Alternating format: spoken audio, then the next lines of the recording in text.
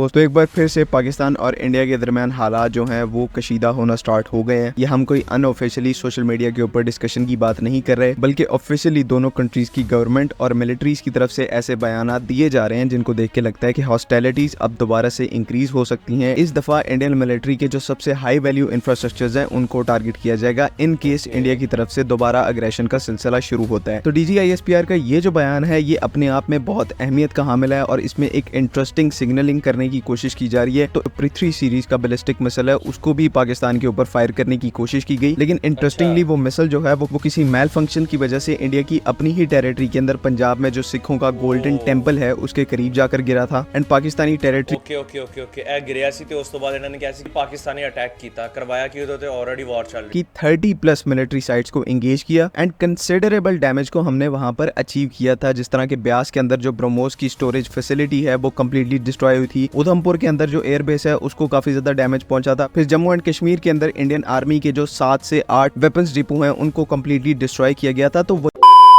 So welcome back to another reaction video. Me Usama and you watching Usama Reactions. अच्छा जी, big update for PF. PAF preparing to strike New Delhi. Planning done against sindoor. Sindoor means ਜਿੱਦਾਂ ਕਿ last video 'ਚ ਆਪਾਂ ਦੇਖਿਆ ਸੀਗਾ ਕਿ India ਨੇ 5 ਅਗਸਤ ਰਾਤ ਨੂੰ 11 ਵਜੇ ਤੋਂ ਲੈ ਕੇ 1 ਵਜੇ ਤੱਕ ਸ੍ਰੀਨਗਰ 에ਅਰ ਬੇਸ ਦੇ ਟੋਟਲ ਫਲਾਈ ਜ਼ੋਨ ਬੰਦ ਕਰ ਦਿੱਤਾ ਸੀ। ਉਸ ਤੋਂ ਬਾਅਦ ਹਾਈ ਅਲਰਟ ਹੋ ਗਿਆ ਸੀ ਪਾਕਿਸਤਾਨ ਵੀ ਤੇ ਹੁਣ ਲੇਟੈਸਟ ਕੀ ਅਪਡੇਟ ਨੇ ਕਿਹਾ ਜਾ ਰਿਹਾ ਕਿ ਪਾਕਿਸਤਾਨ ਨੇ ਬਹੁਤ ਸਾਰੇ ਸ਼ਹਿਰ ਜਿਹੜੇ ਇੰਡੀਆ ਦੇ ਆ ਉਹ ਟਾਰਗੇਟ ਕਰ ਲਿਆ। ਸੋ ਅੱਜ ਦੀ ਵੀਡੀਓ 'ਚ ਦੇਖਦੇ ਹਾਂ ਕੀ ਮਾਮਲਾਤ ਕੀ ਸੀ ਨਾ। So without wasting a time video ਦੇਖਦੇ ਹਾਂ। ਆਜੋ ਵੇ ਸਕਰੀਨ 3 2 1 वीडियो स्टार्ट। अस्सलाम वालेकुम, this is ODA fast from defence outpost. तो एक बार फिर से पाकिस्तान और इंडिया के दरमियान हालात जो हैं वो कशीदा होना स्टार्ट हो गए हैं। ये हम कोई अनऑफिशियली सोशल मीडिया के ऊपर डिस्कशन की बात नहीं कर रहे, बल्कि ऑफिशियली दोनों कंट्रीज की गवर्नमेंट और मिलिट्रीज की तरफ से ऐसे बयानात दिए जा रहे हैं जिनको देख के लगता है कि हॉस्टिलिटीज अब दोबारा से इंक्रीज हो सकती हैं। इंडिया की तरफ से ऑपरेशन सिंदूर का जो फेज 2 है उसको स्टार्ट करने की बार बार धमकी दी जा रही है और पाकिस्तान की साइड से कल परसों DGISPR ने बयान दिया कि अगर ऐसा हुआ तो पाकिस्तान की जो मिलिट्री है वो अपने प्राइमरी आर्मामेंट्स को यूज करते हुए इंडिया के अंदर डीप स्ट्राइक्स को कंडक्ट किया जाएगा और इस दफा इंडियन मिलिट्री के जो सबसे हाई वैल्यू इंफ्रास्ट्रक्चर्स हैं उनको टारगेट किया जाएगा इन केस इंडिया की तरफ से दोबारा अग्रेशन का सिलसिला शुरू होता है। तो DGISPR का ये जो बयान है ये अपने आप में बहुत अहमियत का हामिल है और इसमें एक इंटरेस्टिंग सिग्नलिंग करने की कोशिश की जा रही है। तो इसे पूरे तरीके से समझने के लिए हमें दोबारा से मई 2025 का स्टैंड ऑफ हुआ है उसको स्टडी करना पड़ेगा। जब 7 मई को इंडिया की तरफ से पाकिस्तान के ऊपर एयर स्ट्राइक्स को लॉन्च किया गया था तो उस टाइम इंडिया की तरफ से अपने जो प्राइमरी आर्मामेंट्स हैं उनको इस्तेमाल किया गया था, जिसमें स्कैल्प और ब्रह्मोस सुपरसोनिक मिसाइल जैसे जो tip of the spear armaments हैं इंडिया की तरफ से उनको यूटिलाइज किया गया था। इनमें एक बड़ी तादाद में ड्रोन्स और लाइटिंग म्यूनिशंस भी शामिल थे, लेकिन जो प्राइमरी रोल था वो इन्हीं मेन आर्मामेंट्स ने प्ले किया एंड फिर अगेन 2 दिन बाद 10 मई को दोबारा से इंडिया ने अपने मेन और tip of the spear armaments को यूज करते हुए पाकिस्तानी एयर बेसिस को टारगेट करने की कोशिश की, जिसमें फिर पाकिस्तानी एयर डिफेंसेस की तरफ से इनके जो 85% प्रोजेक्टाइल्स हैं उनको इंटरसेप्ट किया गया। इवन पंजाब के अंदर कुछ जगहों पर यह भी रिपोर्ट आ रही थी कि इंडिया की तरफ से उनका जो पृथ्वी सीरीज का बैलिस्टिक मिसाइल है उसको भी पाकिस्तान के ऊपर फायर करने की कोशिश की गई, लेकिन इंटरेस्टिंगली वो मिसाइल जो है वो किसी मेल फंक्शन की वजह से इंडिया की अपनी ही टेरिटरी के अंदर पंजाब में जो सिखों का गोल्डन टेंपल है उसके करीब जाकर गिरा था एंड पाकिस्तानी टेरिटरी ओके ए गिरिया सी ते उस तो बाद इन्होंने कैसे कि पाकिस्तानी अटैक करवाया के ऊपर उसका जो इम्पैक्ट है वो रजिस्टर नहीं हो पाकिस्तानी अटैक कीता करवाया कि उधर तो ऑलरेडी वॉर चल रही हो सका। तो मतलब कहने का ये है कि मई के स्टैंड ऑफ के दौरान इंडिया की तरफ से अपना हर वो वेपन यूज किया गया जिसको वो टिप ऑफ द स्पीयर मानते थे, जिसको वो अपना मोस्ट कैपेबल वेपन मानते थे। मींस कि एक दफा उन्होंने अपनी पूरी कैपेबिलिटी का जोर जो है वो पाकिस्तान के अगेंस्ट में लगा दिया ताकि पाकिस्तान को सिविल और मिलिट्री तौर पर मेजर डैमेज जो है वो इन्फ्लिक्ट किया जाए, जिसमें ये लोग बहुत बुरे तरीके से फेल हो गए थे। लेकिन पाकिस्तान की अगर आप बात करें 7 से 10 मई तक हमारी साइड से सिर्फ हमारे जो सेकेंडरी वेपन सिस्टम्स हैं उनको यूटिलाइज किया गया। 7 मई को तो चलो मेनली हमने एयर टू एयर मिसाइल्स का इस्तेमाल करते हुए इंडियन एयरक्राफ्ट को डाउन किया, लेकिन उसके बाद 8, 9 और स्पेशली 10 मई को जब पाकिस्तान एयरफोर्स की तरफ से ऑपरेशन बुनियानुम मरसूस को स्टार्ट किया गया तब भी हमने अपना कोई मेजर वेपन सिस्टम इस्तेमाल नहीं किया। हमने सिर्फ आर्टिलरी जिसमें SH-15 हॉविट्जर आती है और साथ ही साथ जो हमारे फतह सीरीज के रॉकेट लॉन्च सिस्टम्स हैं सिर्फ उनका इस्तेमाल करते हुए इंडिया की 30+ मिलिट्री साइट्स को एंगेज किया एंड कंसिडरेबल डैमेज को हमने वहां पर अचीव किया था। जिस तरह के ब्यास के अंदर जो ब्रह्मोस की स्टोरेज फैसिलिटी है वो कंप्लीटली डिस्ट्रॉय हुई थी। उधमपुर के अंदर जो एयरबेस है उसको काफी ज्यादा डैमेज पहुंचा था। फिर जम्मू एंड कश्मीर कश्मीर के अंदर इंडियन आर्मी के जो 7 से 8 वेपन्स डिपो हैं उनको कम्प्लीटली डिस्ट्रॉय किया गया था। तो वही काम जो इंडिया की तरफ से अपने मेन आर्मामेंट्स को, जिससे कैपेबल उनके पास कोई और दूसरा वेपन नहीं है, उनको इस्तेमाल करके पाकिस्तान के ऊपर अटैक करने की कोशिश की गई। लेकिन पाकिस्तान की साइड से वही रिजल्ट जो है अपने सेकेंडरी वेपन्स का इस्तेमाल करते हुए, मल्टी लॉन्च रॉकेट सिस्टम्स और आर्टिलरी का इस्तेमाल करते हुए हमने इंडिया का कंसिडरेबल डैमेज किया। एट द सेम टाइम हमारे जो प्राइमरी वेपन सिस्टम्स हैं, हमारे जो लैंड अटैक क्रूज मिसाइल्स हैं, बाबर जैसे, नसर जैसे, उसके बाद जो एयर लॉन्च क्रूज मिसाइल्स हैं, राद हो गया, तैमूर हो गया, इनको तो अभी हमने यूटिलाइज ही नहीं किया। लेकिन इंडिया ने यहाँ पर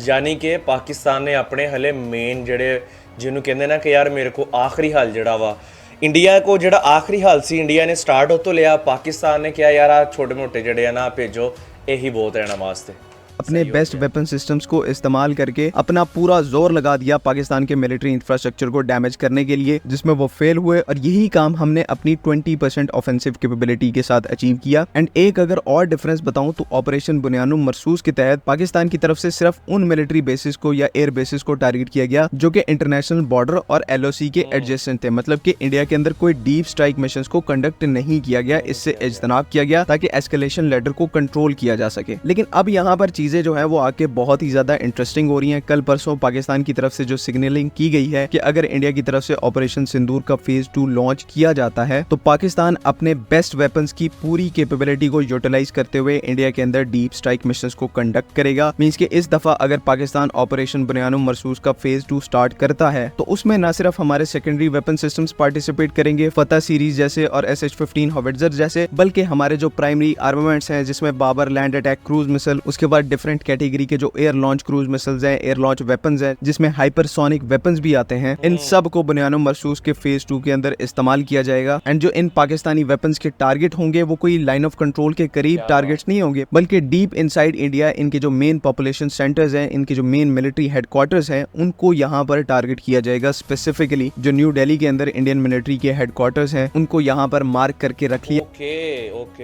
ਇਹਨਾਂ ਕੋ पूरे स्केच मौजूद है कि इथे आया चीज़ें मौजूद है गया है। और in case of any aggression India के कैपिटल के अंदर ये जो हेडक्वार्टर्स हैं इनको डायरेक्टली टारगेट किया जाएगा। ये पाकिस्तान का बहुत बड़ा मूव है जिसको अभी से पाकिस्तान ने इंडिया को कन्वे करना शुरू कर दिया है कि इस दफा पाकिस्तान की जो ऑफेंसिव कैपेबिलिटीज का लेवल होगा वो ऑपरेशन बुनियानुम मरसूस से भी 10-15 गुना ज्यादा होगा, क्योंकि मई के महीने में पाकिस्तान की साइड से अपनी जो मेन ऑफेंसिव कैपेबिलिटी है उसको इवन यूटिलाइज ही नहीं था किया गया और उसके बाद भी हमने इतना रिमार्केबल रिजल्ट जो है वो अचीव किया है। तो आप एक दफा सोच के देखें कि अगर पाकिस्तान एयरफोर्स और पाकिस्तान आर्मी अपनी डेडिकेटेड ऑफेंसिव कैपेबिलिटीज को अगले स्टैंड ऑफ के दौरान इस्तेमाल करना शुरू कर देगी तो इंडिया के साथ क्या होगा। बिकॉज इंडियंस की जो टोटल ऑफेंसिव कैपेबिलिटी है हम उसको पहले ही विटनेस कर चुके हैं और हम लोगों ने उसको पूरे तरीके से रोका भी है मई के स्टैंड ऑफ के दौरान। तो ये जो DGISPR की तरफ से मुख्तलिफ बयानात आ रहे हैं कि पाकिस्तान की साइड से इस दफा डीप इनसाइड इंडिया टारगेट्स को हिट किया जाएगा, ये चीजें इसी पर्टिकुलर मूव को शोकेस करती हैं कि पाकिस्तान की जो आर्मी है और स्पेशली हमारी जो एयरफोर्स है वो अभी से अपनी जो फुल ऑफेंसिव कैपेबिलिटीज है उनको प्रिपेयर कर रही हैं इन केस इंडिया की तरफ से फ्यूचर में अगर ऑपरेशन सिंदूर 2 लॉन्च किया जाता है तो बगैर कोई टाइम वेस्ट किए पाकिस्तान की साइड से भी फुल थ्रॉटल के ऊपर हमारा जो काउंटर ऑफेंसिव होगा उसको लॉन्च किया जाएगा, जिसके नतायज जो है वो फिर इंडिया के लिए बर्दाश्त करना बहुत मुश्किल हो जाएगा। ये बेसिकली हमारी तरफ से डिटेरेंस का एक स्केल सेट किया गया है ताकि इंडिया को बाज रखा जाए, उनके ऊपर एक किस्म की हैबत तारी की जाए कि ये अपनी बचगाना हरकतों से बाज आ जाए। नहीं तो किसी भी बेवकूफ़ी की वजह से अगर जंग स्टार्ट होती है तो फिर तो सबको पता है कि पाकिस्तान अपने स्ट्रेटेजिक इंटरेस्ट को प्रोटेक्ट करने के लिए किसी भी हद तक जाने से घबराएगा नहीं। इस बात का इस टाइम के ऊपर हमें पूरे तरीके से पता है। जरूरी इंडिया के लिए है कि वो भी इस बात को समझे और फ्यूचर के अंदर किसी भी इंतहाई इकदाम से गुरेज करें। उम्मीद है कि यहाँ पर तमाम चीजें क्लियर हैं। अगर इनसे रिलेटेड कोई भी क्वेश्चन है तो काइंडली आप कमेंट्स में जरूर पूछ सकते हैं। ਓਕੇ ਲੋ ਜੀ ਯਾਰ ਗੱਲ ਇਹ ਆ ਬਈ ਕਿ ਨਾ ਸੀਨ ਇਹ ਆ ਕਿ ਜਦੋਂ ਵੀ ਮਤਲਬ ਇੰਡੀਆ ਵੱਲੋਂ ਟਾਰਗੇਟ ਕੀਤਾ ਜਾਂਦਾ ਨਾ ਪਾਕਿਸਤਾਨ ਨੂੰ ਤੇ ਯਾਰ ਪਾਕਿਸਤਾਨ ਦੀ ਮਤਲਬ ਕੋਸ਼ਿਸ਼ ਹੁੰਦੀ ਆ ਕਿ ਅਸੀਂ ਨਾ ਸਿਵਿਲੀਅਨਸ ਨੂੰ ਜਿਹੜਾ ਨਾ ਨੁਕਸਾਨ ਨਾ ਪਹੁੰਚਾਈਏ, ਠੀਕ ਆ। ਜੋ ਕੁਛ ਮਤਲਬ ਰਿਪੋਰਟ ਹੁੰਦਾ ਉਹਦੇ ਵਿੱਚ ਤੇ ਇਹੀ ਆਂਦਾ, ਬਾਕੀ ਮਤਲਬ ਇੰਨਾ ਇਨ ਡਿਟੇਲ ਨਹੀਂ ਜਾਣਦੇ। ਲੇਕਿਨ ਗੱਲ ਇਹ ਆ ਕਿ ਨੁਕਸਾਨ ਕਿਹਨੂੰ ਹੁੰਦਾ, ਜਾਂ ਪਾਕਿਸਤਾਨ ਦੇ ਪੰਜਾਬ ਨੂੰ ਜਾਂ ਇੰਡੀਆ ਦੇ ਪੰਜਾਬ ਨੂੰ, ਠੀਕ ਆ। ਮਤਲਬ ਮਜ਼ਾ ਤੇ ਤਾਂ ਨਾ ਕਿ ਜਿੱਥੋਂ ਬੈਠ ਕੇ ਇਸ ਚੀਜ਼ ਦਾ ਡਿਸੀਜਨ ਲਿਆ ਜਾ ਰਿਹਾ ਉਸ ਏਰੀਏ ਨੂੰ ਜਾਂ ਉਹਨਾਂ ਦੇ ਇਲਾਕੇ ਨੂੰ ਟਾਰਗੇਟ ਕੀਤਾ ਜਾਏ। ਹਾਲਾਂਕਿ ਮੈਂ ਤੇ ਇਸ ਹੱਕ 'ਚ ਹੀ ਨਹੀਂ ਹੈਗਾ ਕਿ ਯਾਰ ਜੰਗ ਵਾਲਾ ਸੀਨ ਦੁਬਾਰਾ ਚੱਲੇ, ਲੇਕਿਨ ਇੰਡੀਆ ਦੀ ਬੇਵਕੂਫੀ ਹੈ ਯਾਰ। ਮਤਲਬ ਇੰਡੀਆ ਦੀ ਮਤਲਬ ਕਿ ਮੋਦੀ ਸਾਹਿਬ ਦੀ ਜਿਹੜੀ ਹੈ ਨਾ ਬੇਵਕੂਫੀ ਹੈ, ਠੀਕ ਹੈ। ਇੱਕ ਮਾਮਲਾਤ ਹੋਏ, ਠੀਕ ਆ ਜਿਹੜਾ ਵਾ ਉਹ ਗੁੱਸੇ 'ਚ ਆਏ ਦੋਨੋਂ ਮੁਲਕ, ਦੋਨਾਂ ਨੇ ਆਪਸ ਵਿੱਚ ਫੱਡਾ ਕੀਤਾ, ਉਸ ਹਫਤਾ ਕੀਤਾ, 10 ਦਿਨ ਕੀਤਾ, ਉਸ ਤੋਂ ਬਾਅਦ ਉਹਨੂੰ ਕਲੋਜ਼ ਕਰ ਦਿਓ ਯਾਰ। ਹੁਣ 50% ਟੈਰਿਫ ਲੱਗ ਗਏ ਆ ਮੋਦੀ ਸਰਕਾਰ ਤੇ, ਠੀਕ ਆ, ਮਤਲਬ ਉਹਨੂੰ ਇੰਨੀਆਂ ਚੀਜ਼ਾਂ ਹੋਰਾਂ ਨੇ ਘੇਰਿਆ, ਲੇਕਿਨ ਉਹ ਸਾਰੀਆਂ ਚੀਜ਼ਾਂ ਛੱਡ ਕੇ ਆ ਜਾ ਕੇ ਪਾਕਿਸਤਾਨ ਨਾਲ ਪੰਗਾ ਲੈ ਰਿਹਾ। ਉਹ ਨਾ ਦਰਅਸਲ ਮੇਰੇ ਹਿਸਾਬ ਨਾਲ ਮੋਦੀ ਇਹ ਕਰਨਾ ਚਾਹ ਰਿਹਾ ਕਿ ਦੁਬਾਰਾ ਜੰਗ ਛੇੜ ਕੇ ਨਾ ਤੇ ਆਪਣੀ ਆਵਾਮ ਦਾ ਧਿਆਨ ਸਾਰਾ ਪਾਕਿਸਤਾਨ ਵੱਲ ਨੂੰ ਲੈ ਕੇ ਜਾਂ ਪਾਕਿਸਤਾਨ ਇੰਡੀਆ ਵਾਰ ਅਗੇਨ ਨੂੰ ਲੈ ਕੇ ਜਿਹੜਾ ਨਾ ਆਣਾ ਚਾਹ ਰਿਹਾ। ਖੈਰ ਤੁਹਾਡੀ ਇਹਦੇ ਬਾਰੇ ਕੀ ਰਾਏ ਕਮੈਂਟ ਸੈਕਸ਼ਨ ਲਾ ਦਿੰਦੇ। ਸੋ ਮਿਲਦੇ ਆ ਨੈਕਸਟ ਵੀਡੀਓ ਨੈਕਸਟ ਕੋਨਰ ਦੇ ਨਾਲ। ਬਿਗ ਲਵ ਬਿਗ ਰਿਸਪੈਕਟ।